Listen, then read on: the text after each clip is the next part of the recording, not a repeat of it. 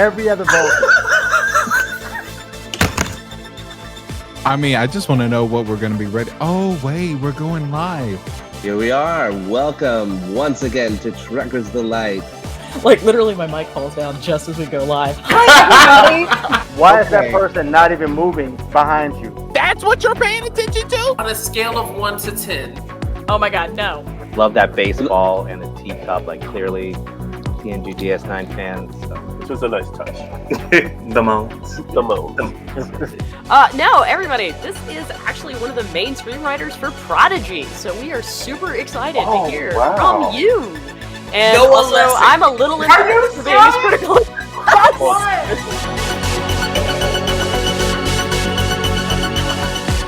Man, I really love that intro. My introduction to Star Trek, funnily enough, was actually the animated series, because when I was a kid, it was syndicated on, I want to say USA. That was the channel. USA back then? Yeah. Be very careful with the back then, my friend. I'm sorry. Wait, you have a picture with George Takei as well? Yeah. Oh, so Marie, he has a picture with Nichelle Nichols that he put on his Facebook. She is lovely, or at least she was. She is the mother. She is the queen. So what y'all can't see? I told him I was jealous. I told him I was jealous. It's like there's no like if you know he could have taken a picture with. I'm gonna try and send it. So what you can't see is Nichelle Nichols is up there, Leonard Nimoy, I can see Walter Leonard. Koenig. All of these are autographed. That's Alice Kelly. D. Kelly, and George Takei was the last one. Marie, I really love your politics, Marie. I really love your politics. I mean, dude, I'm a Star Trek fan. You don't mind sharing your politics, and I love it. I mean, I'm a Star Trek fan, right? Like, I think being any other way is a logical inconsistency. Come on, Tuba. Come on, Spot. I do. I think it is a logical inconsistency. I think, seriously, like, Star Trek is about science. It's about collective effort. It's about cultural appreciation. It's about bringing everybody to the table and giving everybody a place. Because even when it sucks, and Code of Honor's real bad, y'all. I gotta watch this.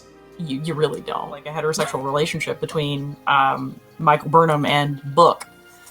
Now, Book, that, I mean... Right? I'm looking at you. Are you getting hot flashes, brother? Look, the minute he came on, okay, so, you know, I'm not the type that, I don't pay attention to the news, I don't get the alerts, all of a sudden, I know that Discovery is coming, and I see like this, like whatever. I see him fighting with Sonequa, and I'm like, this is kind of hot. This is kind of hot. And then he takes his shirt off, and I'm like, Jermaine, I'm done. Jermaine, out of respect for the Star Trek podcast, please don't ever bite your teeth like that in front of me like that again, please. Will's gonna have a problem. He's gonna be like, I need a moment. I need a moment. Because now I got to go to the kitchen and get some cold water. Because... What'd you say? Do I need to grab bourbon before we get here? No, I mean, you know, that's what I've been sipping on all night. And I switched from whiskey to... grab a blunt, hold on. All right, okay, before we get in, okay, hold your thought, Jermaine. We're all going to go get, like, an intoxicant. I'll be right back, okay? That's all I got, Jermaine. Okay. Everybody Richard. Be proud. I made it under time. Richard, I think we have about 30 seconds. Can you add something to that? In 30 seconds. Yeah, I'll just say that I do love seeing this is the first time that Star Trek tackles like a sequel to another episode, because usually they're standalone issue of the week, but they fought in the writer's room allegedly that, you know what, he just, Picard got assimilated by the Borg. He needs some time to readjust. We're going to devote a whole episode to it. And then they were worried about reruns. Oh, well, in syndication, it's going to be hard. People aren't going to know that he was assimilated. And they're like, they'll get it. And because of that, I think that leads to a lot of stories that can be more serialized, longer stories in Star Trek. So I'm glad they did that. They didn't just say he got assimilated 1 week, now next week he's fine. There's some emotional baggage attached. But yeah, the thing with Bashir is just kind of wild because he's like, well, it could be like a paradox or something like that. It's like if I don't sleep with this woman, I could never exist because. And I'm just like, wow, man. Seriously, that's where you're going with that? It's such a Rick Berman moment, right? Right. Yeah, they had to sometimes, in order to preserve the secret that they had discovered their codes. Right. It was that machine. Right. They made a movie about it. Right. That they figured out off based of the Heil Hitler word. Right. They were able to use that as a key. What's his name? Benedict Cumberbatch. Another Star Trek alum. Yeah. yeah, that's right. Yeah. What if Q made a deal with Section 31? Yeah. Can you imagine? Right? Yeah. Wolf 359. Oh, yeah. Completely different outcome. Yeah. Oh, it'd be cool. It'd be cool. What if Picard is Section 31? Don't say that. What if we discover Picard is the head of Section 31 in our current? Don't say that. I firmly believe that the Federation president Rillick is Section 31. Mm-hmm. You know what's funny? They were trying to defend her, and I'm like, nah, man. I was on board with you. She's evil. She's evil. They don't make you like. Look, I'm gonna get blamed of being a broken record. Her look was designed to look like Seska. I don't care what anybody says. Like wind farms are essentially a gimmick at this point. Yeah, you can power a small area with a wind farm, but if the wind doesn't blow, you don't get power. Right, and it's the same thing with solar energy. If the sun's not shining, or if you have a whole bunch of cloud cover, you're not going to generate enough power to actually run your house or anything like that on. We do have technology that overcomes that. Have you ever seen this thing that lift those giant cement blocks? We turn it into potential energy, and then we release it slowly. There are things that overcome. So yeah, right, absolutely. Everyone will respond with their opinion. They'll opine and give us their first reaction, and then I'll throw to you to respond to each other, and then I'll shift the conversation, ending with our golden question at the end of today's episode. Does that sound okay, guys? Sounds good to me. Absolutely. But you're going to have to make yourself a sign for the golden question. I should. I didn't even think of that. You are. It's going to be like, golden question time. I should. No, I think Marie's onto something, because Earth itself, what do we have to offer if we were to be engaged by the Klingons? Nothing.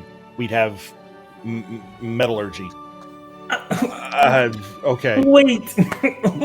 No, we would be offering them bronze swords when they're over here with AK-47s, right? Like, I mean, they still need to eat.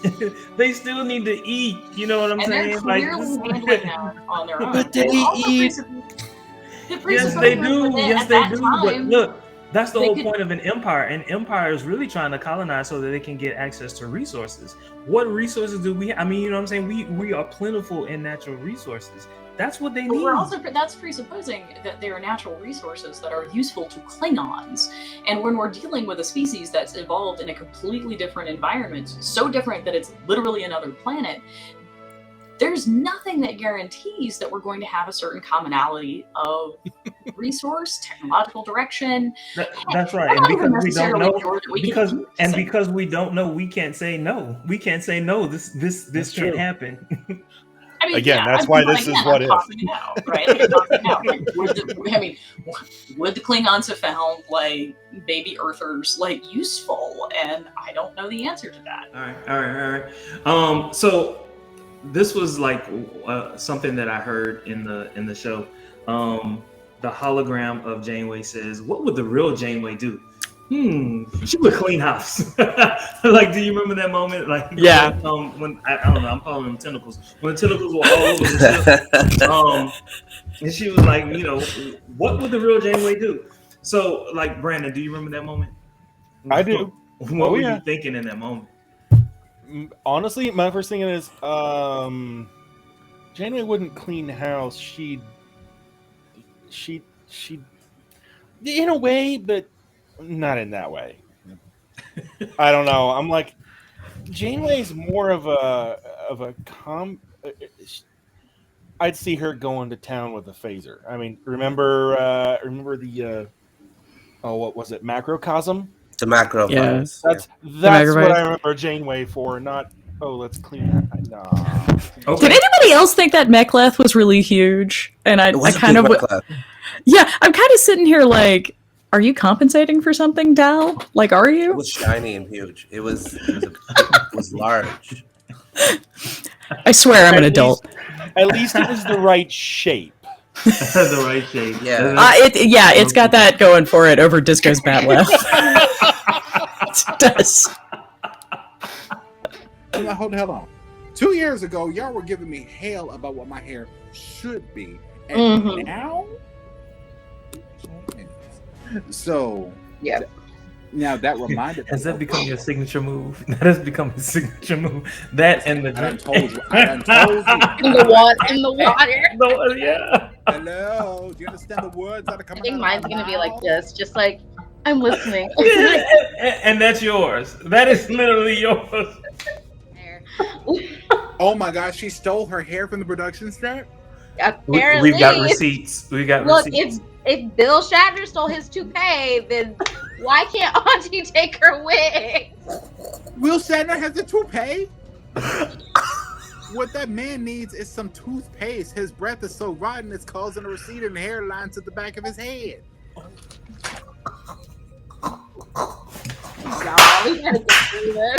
we gotta get through this. We got 40 minutes to go. We gotta get through Too many inside jokes that people don't understand. Come on. I just realized something, and I had to look it up just to be absolutely sure. Code of Honor and Coming to America were made in the same year. Because we're dealing with the same stereotypes, right? Like, I mean, sure. Yeah, look at this. This is the center place. Okay, guys. So seriously, because Code of Honor was released in 1988. No, 87. No, 87. It was 87, and Coming to America was released in 88. It takes a year or more to make a film. So, knowing that this is a TNG episode, it probably didn't take like a few weeks. Also, I gotta say, I really appreciate the fact that like Riker face palming is all you see on that one side when those pictures come up. It's so appropriate because there's admittedly this is still first season, so this is before Riker gets good. You can tell because he's clean shaven. But yeah, like, and they're dealing with a lot of the same stereotypes, right? It's this white man looking into the dark continent. And you even get Picard very early on commenting that but for the Prime Directive, he would impose Federation mores onto these people. Like, so Picard apparently was carrying the white man's burden on that issue and wasn't allowed to put it down. If this show were to be remade today, in your heads, how would it be remade properly? I really feel like this needed to have been on a different segment, William.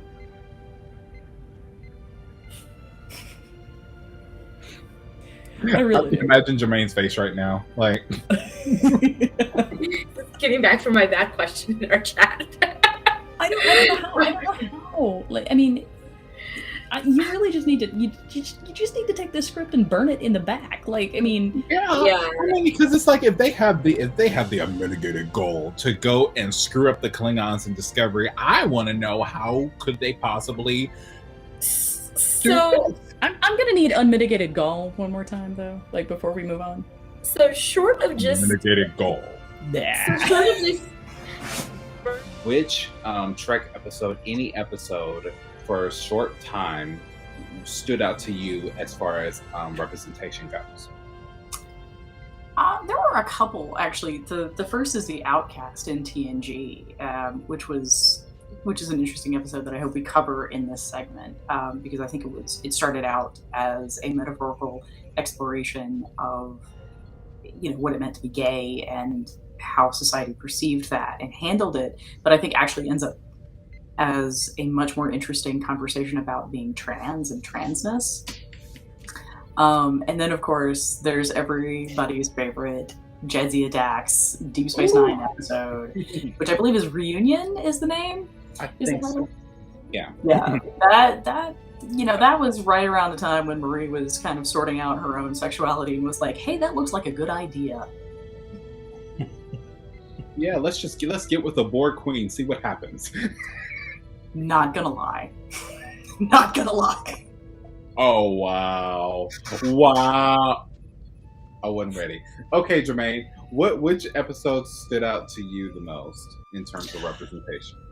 Well, if you're going back, like all the way back to where Star Trek began, the original show, the episode Shore Leave, and really when I say Shore Leave, it's really like no longer than about 20-30 seconds, right? It's like the first frame of the episode, and it's I don't know if I should talk about it right now. Maybe I hold it a little later.